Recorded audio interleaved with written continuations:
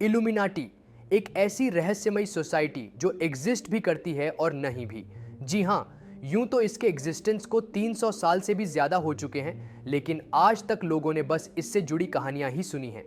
भले ही ये सोसाइटी कितनी भी सीक्रेट या अननोन हो, पर कहा जाता है कि ये किसी एक देश को नहीं बल्कि पूरे विश्व को कंट्रोल करती है। Beyonce, Kanye West, Michael Jackson, Madonna, Kim Kardashian, Donald Trump, Queen Elizabeth, Isaac Newton, David Rockefeller, Bill Gates, Henry Kissinger, Mark Zuckerberg, Oprah, Katy Perry, Taylor Swift, इन सभी जानी मानी हस्तियों के नाम अक्सर इस सीक्रेट सोसाइटी से जोड़े जाते हैं। और कहा जाता है कि दुनिया के सबसे अमीर और ताकतवर बिजनेसमैन, पॉलिटिशियंस और सेलिब्रिटीज इस सोसाइटी के थ्रू पूरी दुनिया को कंट्रोल करते हैं। लेकिन सही मायनों में इस सोसाइटी को कौन कंट्रोल करता है या ये सोसाइटी क्या करती है, इसके बारे में किसके पास कोई सटीक जानकारी नहीं है।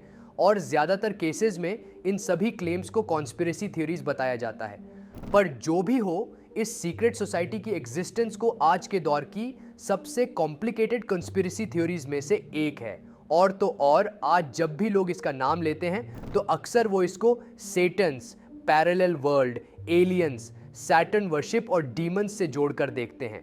CIA यानी सेंट्रल इंटेलिजेंस एजेंसी के आर्काइव्स में 1991 में एक बुक पब्लिश हुई जिसका नाम the blood lines of illuminati था। इस बुक के पहले ही कुछ पेजेस पर यह लिखा हुआ है कि जितने भी लोग इल्यूमिनाटी से जुड़े हुए हैं वो सब सैटन्स एलीट हैं। इतना ही नहीं, आज दुनिया में जब कोई बहुत बड़ी रहस्यमयी घटना होती है या कुछ भी ऐसा होता है जो आम लोगों की समझ से बाहर होता है या जिसका कोई एविडेंस नहीं मिल पाता है, तो लोगों के द्वारा उस चीज़ का ब्लेम इल्यूमिनाटी पर डाल दिया जाता है। इन कॉन्स्पिरेसी थ्योरीज का एक वेल नोन एग्जाम्पल हमें अमेरिका के former president John F Kennedy के असैसिनेशन के पीछे की थ्योरीज में देखने को मिलता है। साल 1963 और 22 नवंबर का वह दिन जब अमेरिका के former president John F Kennedy की हत्या कर दी गई। यह हत्या किसने की, इस सवाल का जवाब आज तक कोई नहीं लगा पाया है और यह घटना आज भी यूएस के इतिहास की सबसे बड़ी अनसॉल्व्ड मिस्ट्रीज में से एक गिनी जाती है। इस केस को सॉल्व करने की कई नाकामयाब कोशिशें की गईं, लेकिन आज तक इसका कल्प्रिट सामने नहीं आ पाया। पर इस घटना के दौरान एक अजीब घटना और हुई। राष्ट्रपति कैनेडी के असैसिनेशन की साइट पर रोड की साइड में एक स्ट्रेंज लेडी को देखा गया, पर जैसे ही राष्ट्रपति पर गोली चली तभी यह महिला वहां से गायब हो गई। उसने अपने हाथ में कैमरा जैसी दिखने वाली एक अजीब सी चीज पकड़ी हुई थी। बाद में जांच से पता चला कि वह कैमरा जैसी चीज एक पिस्तौल थी। यह वही पिस्तौल थी जो राष्ट्रपति कैनेडी के ऊपर चली थी। इस स्ट्रेंज लेडी को द बाबुश्का लेडी नाम दिया गया। वह महिला कौन थी, कहां से आई थी, वह अचानक कहां गायब हो गई, यह आज तक किसी को नहीं पता चला। लेकिन जब कैमरा की फुटेज की जांच की गई तो उस महिला के अपीयरेंस में ऐसे कई ट्रेसेस दिखे जिसकी वजह से इस महिला को इल्यूमिनाटी का हिस्सा बताया गया। खैर, यह तो एक कॉन्स्पिरेसी थ्योरी थी। इसी तरह दुनिया के मशहूर सिंगर और पॉप डांसर माइकल जैक्सन की मर्डर मिस्ट्री में भी इल्यूमिनाटी का ही हाथ बताया जाता है। कुछ लोग तो माइकल जैक्सन को इल्यूमिनाटी के सदस्य भी बताते थे।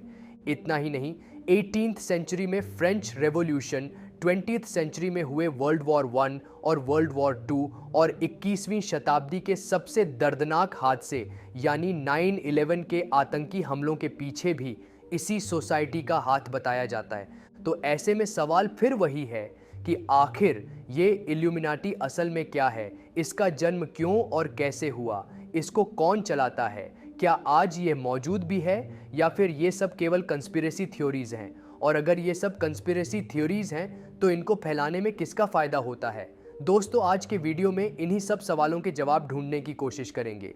लेकिन दोस्तों, वीडियो में आगे बढ़ने से पहले मैं आपको एक बहुत इंपॉर्टेंट चीज़ बताना चाहता हूं।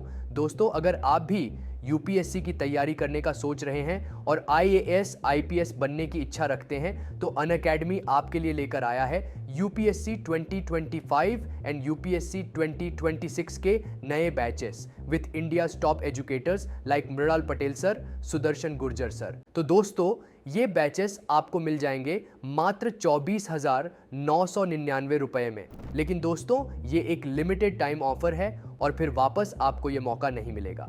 तो इस मौके को मिस मत कीजिए दोस्तों, और आज ही लीजिए अनअकैडमी का यूपीएससी कोर्स, लिंक आपको डिस्क्रिप्शन में मिल जाएगा। और अब चलिए वीडियो में आगे बढ़ते हैं। The origin of illuminati. आइए सबसे पहले इसके बैकग्राउंड और ओरिजिन को ट्रेस करते हैं। तो बात है 18वीं सदी की। जर्मनी के बवेरिया प्रोविंस में इंगोल्स्टार्ट नाम का एक छोटा सा शहर हुआ करता था। इस शहर में एडम वाइसहॉफ्ट नाम के एक मशहूर प्रोफेसर रहा करते थे। असल में एडम वाइसहॉफ्ट का जन्म 1748 में हुआ था। इन्होंने 1773 में कैनन लॉ के प्रोफेसर के तौर पर कैथोलिक यूनिवर्सिटी ऑफ इंगोल्स्टार्ट में पढ़ाना शुरू किया। कैनन लॉ एक तरह की गाइडलाइंस का कंपाइलेशन था, जिनको चर्च की रिलीजियस अथॉरिटी के द्वारा रिलीजियस ऑर्गेनाइजेशन की गवर्नमेंट को रन करने के लिए फ्रेम किया गया था। एडम वाइसहॉफ्ट चर्च लॉज के एक एकेडमिक एक्सपर्ट तो थे, लेकिन वो खुद कोई क्लर्जी नहीं थे। एडम वाइसहॉफ्ट एनलाइटनमेंट मूवमेंट के एक क्लोज फॉलोअर थे, लेकिन उस समय उनकी यूनिवर्सिटी और बाकी यूरोपियन देशों में जेजुइट्स यानी हार्डकोर क्रिश्चियंस और मिशनरीज का राज चलता था। जेजुइट्स आम लोगों पर अपना कंट्रोल एस्टैब्लिश करना चाहते थे। लाइफ के हर पहलू पर चर्च का डोमिनेशन देखने को मिलता था। लोग धर्म के खिलाफ नहीं बोल सकते थे। चर्च के डेस्पोटिक रूल के आगे रीजन और साइंस की कोई वैल्यू नहीं थी। ये लोग अंधविश्वास को बढ़ावा देकर क्रिटिकल थिंकिंग और साइंटिफिक रीजनिंग को खत्म करना चाहते हैं। लेकिन एडम वाइसहॉफ्ट इस सब से अग्री नहीं किया करते थे। वो चर्च की डोमिनेंस से खुश नहीं थे। वो इसको ऑर्गेनाइज्ड रिलीजन कहते हैं। उनका मानना था कि विज्ञान और धर्म एक दूसरे के खिलाफ नहीं है, बल्कि ये एक दूसरे को कॉम्प्लीमेंट करते हैं और लोगों को दोनों डोमेन्स में फुल लिबर्टी दी जानी चाहिए। अपने इन्हीं रेवोल्यूशनरी आइडियाज को बेस बनाकर वे एक नए वर्ल्ड ऑर्डर का निर्माण करना चाहते थे। अपने इसी मकसद को पूरा करने के लिए प्रोफेसर एडम वाइसहॉफ्ट ने अपनी यूनिवर्सिटी के 4 स्टूडेंट्स के साथ मिलकर 1 मई 1776 को ऑर्डर ऑफ इल्यूमिनाटी नाम की एक ऑर्गेनाइजेशन को फॉर्म किया। ये लोग खुद को परफेक्टिबिलिस्ट कहते थे। परफेक्टिबिलिस्ट उन लोगों को कहा जाता था जो समाज को परफेक्ट बनाने के लिए उसमें बड़े बदलाव लाना चाहते हैं। इसीलिए इन्होंने जो सोसाइटी फॉर्म की उसका नाम पहले द ऑर्डर ऑफ परफेक्टिबिलिस्ट्स पड़ गया, लेकिन बाद में इसका नाम बदलकर द ऑर्डर ऑफ इल्यूमिनाटी रख दिया गया। तो एडम वाइसहॉफ्ट के इन्हीं आइडियाज और रेवोल्यूशनरी जील के चलते इल्यूमिनाटी का जन्म हुआ। तो दोस्तों, अब हमने इसका ओरिजिन तो देख लिया, लेकिन अब सवाल यह है कि आखिर इसका नाम इल्यूमिनाटी क्यों पड़ा। दोस्तों, इसकी भी अपनी एक अलग इंटरेस्टिंग कहानी है। असल में इल्यूमिनाटी शब्द का ओरिजिन लैटिन वर्ड इल्यूमिनेटस से हुआ है। लैटिन वर्ड इल्यूमिनेटस का मतलब होता है एनलाइटेंड या फिर इल्यूमिनेशन। इस टाइटल से आप समझ सकते हैं कि इसका रिलेशन एनलाइटनमेंट के प्रिंसिपल से था। यानी इल्यूमिनाटी का मतलब कुछ ऐसे लोगों का ग्रुप था जो खुद को एनलाइटेंड समझते हैं। एनलाइटनमेंट का मेन मकसद खुद को एजुकेशन और रीजन के थ्रू इग्नोरेंस से बाहर निकलना था, और एडम वाइसहॉफ्ट यही तो चाहते थे। वो उनकी सोसाइटी को चर्च के एक्सप्लॉयटेटिव रूल से बाहर निकालकर लोगों को साइंस, रीजन और नॉलेज से एनलाइटन करना चाहते थे। Decoding illuminati. तो दोस्तों, अब आप इल्यूमिनाटी शब्द का मतलब और इसके ओरिजिन को तो समझ चुके हैं। अब आइए इसके सबसे प्रोमिनेंट फीचर यानी इसके सिंबल की बात करते हैं, क्योंकि इसका सिंबल इसकी अंडरलाइंग फिलॉसफी के बारे में बहुत कुछ एक्सप्लेन करता है। पर इसके सिंबल से जुड़ी भी बहुत सी अलग अलग कहानियां हैं। लोग अक्सर इल्यूमिनाटी को इस सिंबल से एसोसिएट करते हैं। इस सिंबल में एक ट्रायंगल के अंदर एक सिंगल आई दिखाई देती है।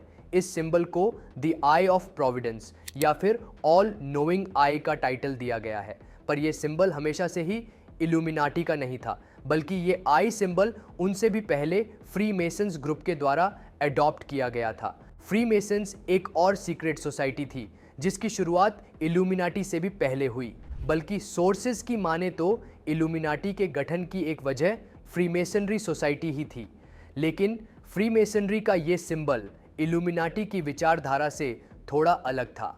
फ्रीमेसन के सिंबल का मकसद ये दर्शाना था कि भगवान की आंखें हमेशा आपको देख रही हैं, इसलिए आपको ह्यूमैनिटी को अपनाना चाहिए। और इसी क्लैश की वजह से इल्यूमिनाटी ने अपने लिए एक अलग सिंबल अडॉप्ट किया और इल्यूमिनाटी के इस नए सिंबल का नाम था द मिनर्वल आउल या फिर द आउल ऑफ अथीना। इसका नाम ancient goddess of wisdom Athena के नाम पर पड़ा। तो इससे हमें पता चलता है कि कैसे सिंगल आई वाला सिंबल रियलिटी में इल्यूमिनाटी को बिलोंग करता ही नहीं है, बल्कि लोग इग्नोरेंस की वजह से इस ऑल नोइंग आई के सिंबल को इल्यूमिनाटी का सिंबल मानते हैं और उन्हें जहां भी इस सिंबल से मिलता जुलता कुछ मिल जाता है तब वो उसे इल्यूमिनाटी से जोड़ देते हैं। बल्कि यहाँ एक मज़ेदार बात तो ये है कि ये सिंबल सही मायने में तो फ्रीमेसनरी सोसाइटी का भी नहीं है। जी हाँ, आपने सही सुना। ओरिजिनली ये आई सिंबल रेनेसांस के दौर के क्रिश्चियन सिंबल से निकल कर आता है। आपको बता दें कि क्रिश्चियन बिलीफ में ट्रायंगल से घिरी ये आंख उनके गॉड की आइज को सिंबलाइज करती है और इसके आउटर ट्रायंगल के ये 3 कोने गॉड के 3 इटर्नल कॉन्स्टिट्यूएंट्स को दर्शाते हैं। इसमें एक कॉर्नर फादर, दूसरा कॉर्नर सन और तीसरा कॉर्नर एक पायस सोल को सिंबलाइज करता है और ये क्रिश्चियन डिविनिटी का एक बहुत इंपॉर्टेंट सिंबल है। यहाँ गौर करने वाली बात यह है कि इसी कारण से यह ट्रायंगल का सिंबल बहुत से क्रिश्चियन नेशंस की करेंसी पर भी प्रिंटेड होता है। Noble vision met with undesired consequences, लेकिन इनका सपना दुनिया बदलने का था जो केवल 5 लोगों के दम पर तो मुमकिन नहीं था। तो अपने इस मकसद को पूरा करने के लिए इन लोगों ने अपने साथ दुनिया के कोने कोने से रिच और इन्फ्लुएंशियल लोगों को जोड़ना शुरू किया। धीरे धीरे लोग इनके मिशन से जुड़ते गए और कुछ ही सालों में इसके मेंबर्स की संख्या कई हजारों तक पहुंच गई। जाहिर है कि अब जैसे जैसे ये ऑर्गेनाइजेशन प्रोग्रेस कर रही थी और लोग इससे जुड़ रहे थे और इसका नेटवर्क बढ़ता जा रहा था, वैसे वैसे सत्ता के हुक्मदारों का डर बढ़ता जा रहा था। उनको लगने लगा था कि अगर ये ऑर्गेनाइजेशन सच में इतनी पावरफुल बन गई तो एक दिन ये उनकी अथॉरिटी को ख़त्म कर देगी और इनको ये किसी भी कीमत पर मंजूर नहीं था। बस फिर क्या था, उन्होंने अपनी पावर बचाने के लिए इल्यूमिनाटी के ऊपर क्रैकडाउन शुरू कर दिया। फॉर एग्जाम्पल 1784 में Duke of Bavaria Charles Theodore ने एक लॉ पास किया जिसके चलते सभी सीक्रेट सोसाइटीज को बैन कर दिया गया। इस लॉ के चलते इल्यूमिनाटी के कई लोगों को कैप्चर कर लिया गया। जब तक ये क्रैकडाउन खत्म हुआ इसके कुल 30-40 फॉलोअर्स ही बच पाए थे, लेकिन इसकी कहानी यही खत्म नहीं हुई।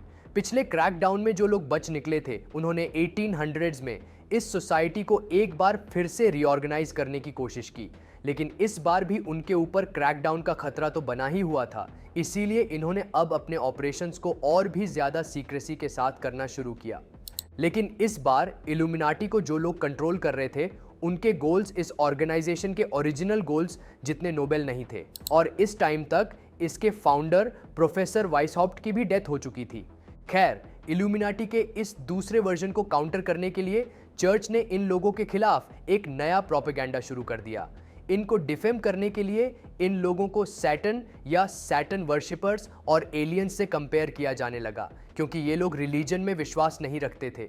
यूरोपियन सोसाइटी में इनकी यही इमेज पॉपुलर होने लगी। लोग इनको सच में सैटन वर्शिपर्स, एलियंस और डीमंस की तरह ट्रीट करने लगे। इतना ही नहीं, आज कई लोग तो ये तक भी कहते हैं कि ये लोग अपने शैतानी मकसद से पूरी ह्यूमैनिटी पर कंट्रोल पाना चाहते हैं। CIA यानी सेंट्रल इंटेलिजेंस एजेंसी के आर्काइव्स में 1991 में एक बुक पब्लिश हुई जिसका नाम the blood lines of illuminati था। इस बुक के पहले ही कुछ पेजेस पर यह लिखा हुआ है कि जितने भी लोग इल्यूमिनाटी से जुड़े हुए हैं वो सब सेटन से लीट हैं। जैसे जैसे टाइम आगे बढ़ा इनकी यही इमेज पॉपुलर कल्चर में भी वायरल होने लगी और US के बाद से ये ऑर्गेनाइजेशन अंडरग्राउंड हो गई। उसके बाद से इसके ऑपरेशंस को किसी ने नहीं देखा। इसके बाद इसका क्या हुआ इसके बारे में भी किसी को बहुत ज़्यादा जानकारी नहीं है। आजकल पॉपुलर कंसेप्शन में ऐसा माना जाता है कि ये ऑर्गेनाइजेशन अभी भी अंडरग्राउंड होकर काम करती है। कई कॉन्स्पिरेसी थ्योरीज तो ये तक कहती हैं कि ये governments, news, politics, entertainment industry और यहाँ तक कि हमारे टीवी पर आने वाले एड्स भी सीक्रेटली कंट्रोल करती हैं। जैसा कि हमने शुरुआत में प्रेसिडेंट केनेडी के असैसिनेशन से जुड़ी कॉन्स्पिरेसी थ्योरी देखी, उसी तरह हाल ही में आए कोरोना वायरस पेंडेमिक के ओरिजिन को भी इसके साथ एसोसिएट किया गया और लोगों ने इन थ्योरीज को प्रूव करने के बहुत अजीबो गरीब सबूत सामने रखे। जैसा कि हम जानते हैं कि कोरोना वायरस का पहला केस चाइना के वुहान में मिला था और इस केस के मिलने के 4 से 5 दिन बाद दैट पॉपी नाम की एक अमेरिकन सिंगर ने एक सॉन्ग रिलीज किया जिसका नाम था डोंट गो आउटसाइड। इस गाने की लिरिक्स लोगों को घर पर रहने की वार्निंग दे रहे थे। इसमें पॉपी कह रही थी कि खत्म हो रहा है और ये समय घर के बाहर जाने का नहीं बल्कि घर के अंदर रहने का है। अब इसमें कॉन्स्पिरेसी थियोरिस्ट्स ये सवाल उठाते हैं कि कोरोना वायरस का पहला केस मिलने के कुल 4-5 दिनों में ही पॉपी ने अनुमान कैसे लगा लिया कि ये बीमारी पैंडेमिक बन जाएगी, और तो और इस पैंडेमिक की वजह से दुनिया भर में लॉकडाउन लगाया जाएगा, लोग घरों में बंद हो जाएंगे। बस इसी बेसिस पर कॉन्स्पिरेसी थियोरिस्ट्स ने पॉपी को भी इल्यूमिनाटी से जोड़ दिया, और तो और कुछ लोग ने तो पैंडेमिक के लिए भी पॉपी को जिम्मेदार बता दिया। कंक्लूजन। तो दोस्तों, कुल मिलाकर जहां आज एक तरफ लोग कहते हैं कि अब ये ऑर्गेनाइजेशन एग्जिस्ट नहीं करती है, वहीं दूसरी तरफ यूरोप के कई देश दावा करते हैं कि ये संगठन आज भी हमारे बीच मौजूद है। कई घटनाओं को देखकर तो आज भी लगता है कि इल्यूमिनाटी अभी तक जीवित है और आज भी हम लोगों के बीच खुफिया तरीकों से ऑपरेट कर रहा है। लेकिन कई ऑब्जर्वर्स ये भी बताते हैं कि आज ऐसा कुछ भी नहीं है और ये सभी अफवाह हैं, केवल कुछ ताकतवर लोगों के द्वारा अपनी गलतियों को छुपाने के लिए क्रिएट की जाती है। अब इस सब में कितनी सच्चाई है और कितनी अफवाह है, इस पर आपका क्या मानना है, ये आप हमें कमेंट सेक्शन में ज़रूर बता सकते हैं।